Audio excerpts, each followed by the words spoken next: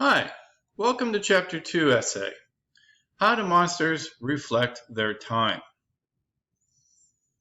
So this prompt introduces us to our second essay of the semester. Again, I'd like you on your own to read through the questions. There's far too many of them for me to go over and coherently talk about in the time limit that I have on this video. Nevertheless, I can say a few words about some things.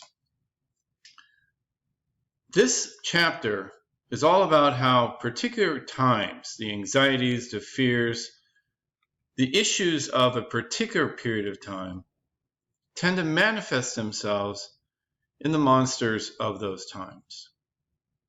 So we have a variety of different works. Genoese, for example, is writing after 9/11 and the horrible events that occurred to the United States on that day. Cohen introduces a bigger picture view, a more global view, and a more historical view, where he looks at particularly how in the past, encountering peoples of different origins, different places, often led to the creation of monsters. Speaking of monsters, we have a brief passage from Beowulf, the Old English poem.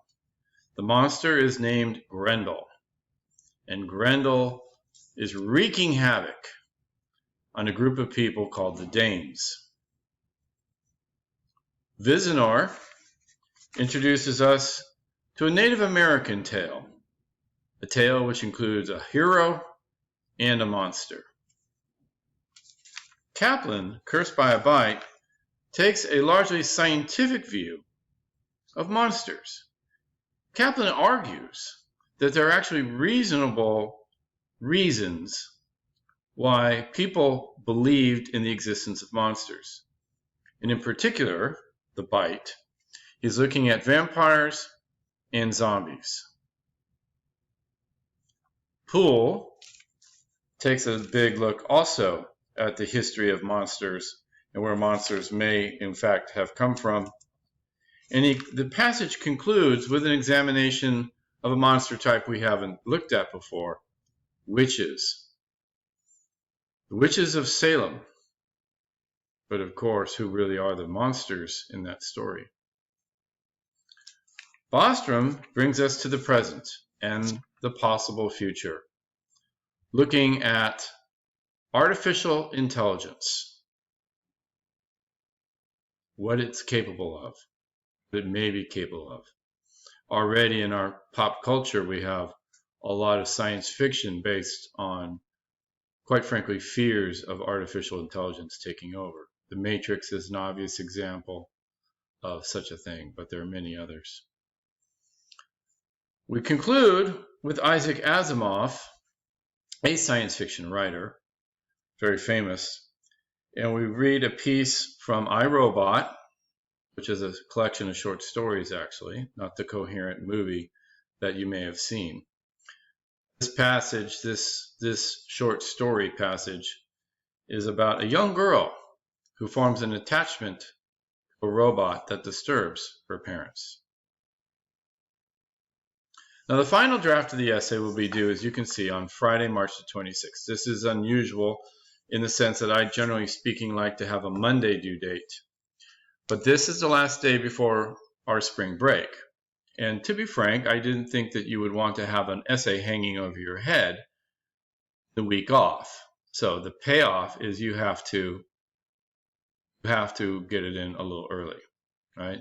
At least that way you'll be relatively free over spring break. What you'll be able to do over spring break, who knows? Be sure to follow the out-of-class essay guidelines for matters of form and style. Be sure to include a word count at the end of your essay. Okay, just in case you're unclear, the word count does not include the works cited page. Remember, you must meet minimum requirements, including the word count, the sources, and the subject matter. No late essays will be accepted. Okay. Again, there are some caveats about medical excuses, but I do have to have some proof, which is, maybe uncomfortable sometimes, but it's necessary. Now, as we have done in Chapter 1, we break this down into some smaller steps. The first smaller step is the thesis statement and topic outline.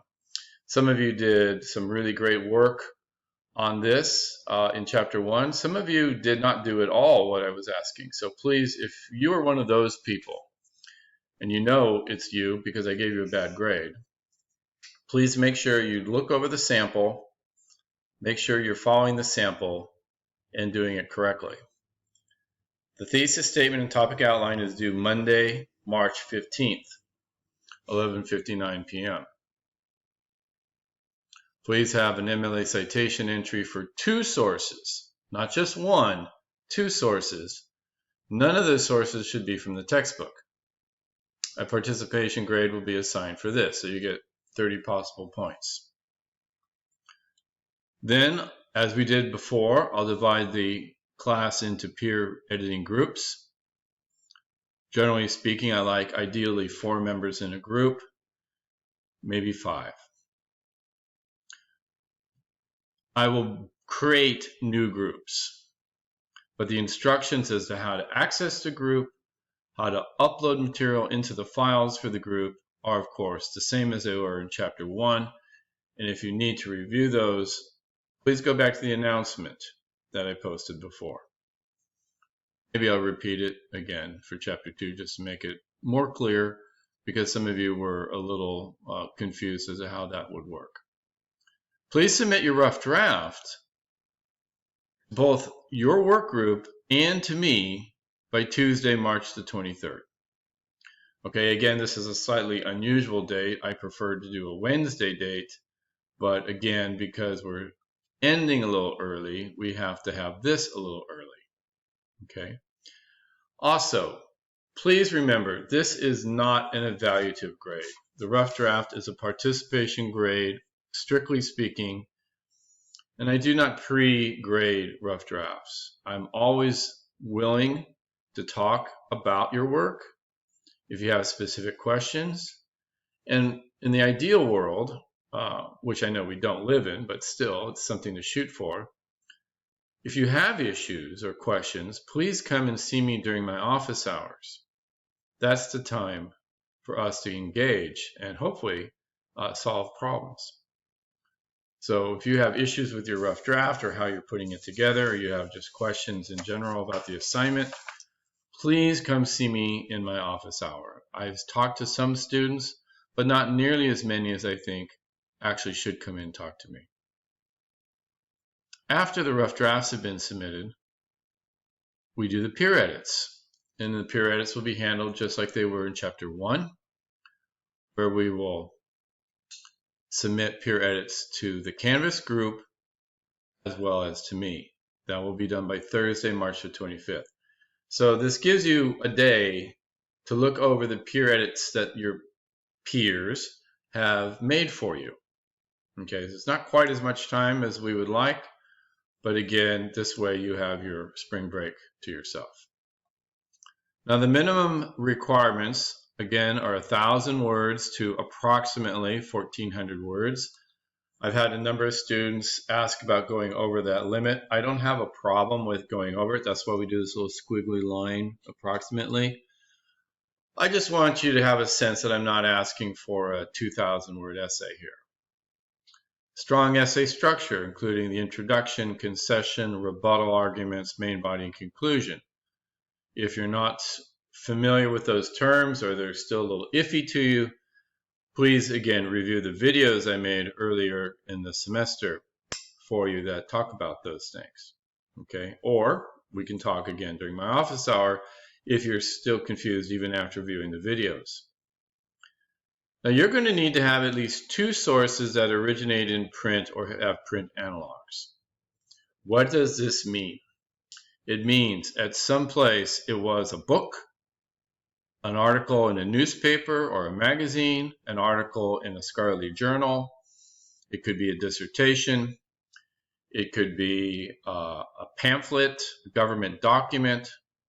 Now, how you get those may be from the internet, especially during our COVID time when the library is closed.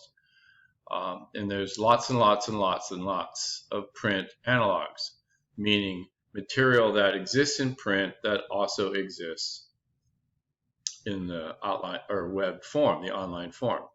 Or simply you have online databases, such as our library does, with EBSCOhost, JSTOR, and all the others.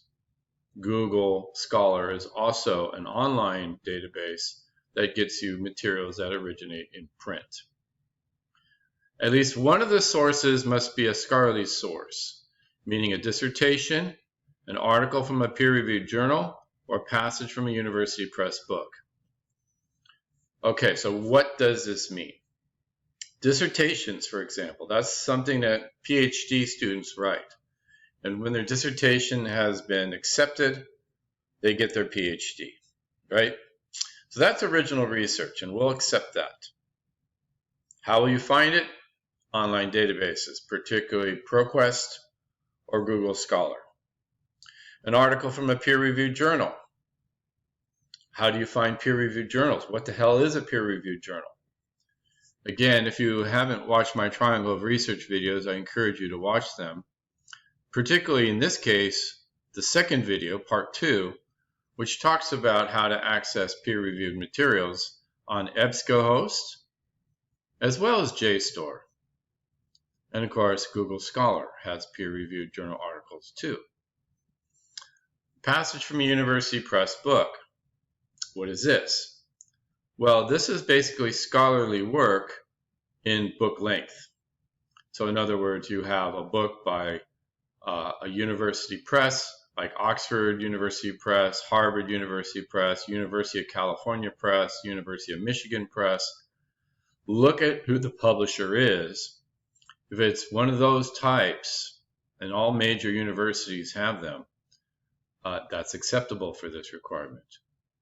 Now, these are in addition to any sources taken from our textbook. You can use our textbook, of course, but they do not count towards this. Okay, so yes, you can use Cohen or Kaplan. You can cite from Beowulf, but that on top of that, you must have at least 2 more sources, and at least one of those 2 sources must be scholarly. And then, as it says, you may have more than the minimum. Okay, so you want to have a movie, maybe a website, maybe a video game, right? Those are all possible sources in addition to the print or print analog type sources, in addition to the scholarly sources, okay? MLA format and presentation and documentation, including correct works cited list. Please follow the format that is in the handout that has been posted on Canvas. Or, of course, you could have the book, although I don't necessarily expect you to. It is currently still in the 8th edition. As I've mentioned, it's going into the 9th, which is not even out yet, and I haven't even looked at it, so I don't know what that is. If you use citation help devices, the websites, so forth, I only have one thing to say. You are ultimately responsible for the paper that you write, including the format. These search engines, these citation helps are not bad. They're not totally wrong. But there's a garbage in, garbage out quality. If you don't know what you've got, you may be inserting wrong information into the wrong places, and then you get a bad citation. Garbage in, garbage out. Okay, so I'm very much looking forward to the Chapter 2 essay. I hope you are as well. Right, we've got number 1 under our belts. Now it's time for number 2. Good luck.